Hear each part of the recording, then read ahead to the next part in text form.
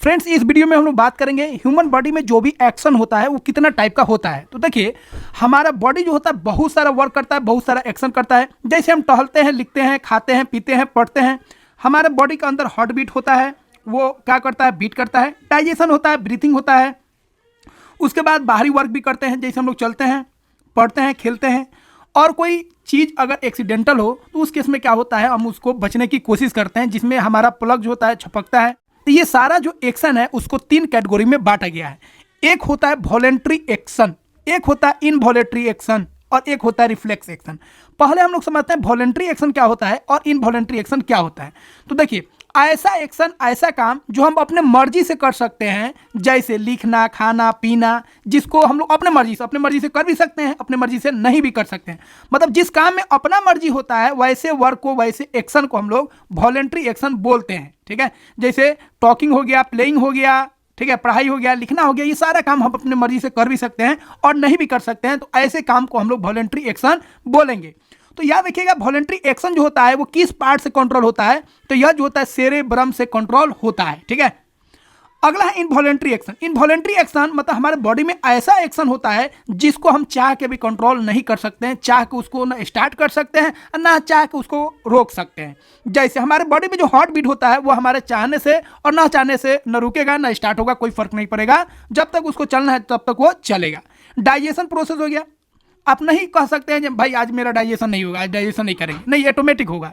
तो डाइजेशन को आप रोक नहीं सकते हैं, ये ऐसा काम है जो आपके मर्जी से नहीं चलेगा। ब्रीदिंग हो गया, ब्रीदिंग जो होगा आपके वजह से नहीं, कुछ देर तो आप रोक सकते हैं, लेकिन उसको लंबे समय तक आप ब्रीदिंग को नहीं रोक सकते हैं क्योंकि ये हमारे कंट्रोल में नहीं होगा।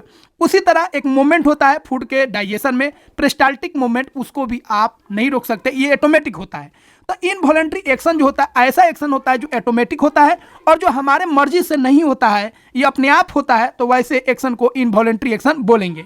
इसको कौन कंट्रोल करता है, तो मेडुला जो होता है उसी का एक पार्ट होता है स्पाइनल कोड। तो मेडुला ऑब्लंगेटा और स्पाइनल कोड मिलकर इसको क्या करता है, कंट्रोल करता है, किसको, इनवॉलेंट्री एक्शन को। ठीक है, तीसरा हम लोग बात करेंगे, ये भी मोस्ट इंपोर्टेंट है, रिफ्लेक्स एक्शन। ये क्या होता है, तो देखिए, रिफ्लेक्स एक्शन जो होता है यह भी ऑटोमेटिक ही होता है, लेकिन फर्क क्या है, यह जो होता है एक इमरजेंसी का केस होता है। जैसे किसी गर्म चीज को आप छुइएगा तो तुरंत आपका हाथ क्या होगा, पीछे खींच लीजिएगा।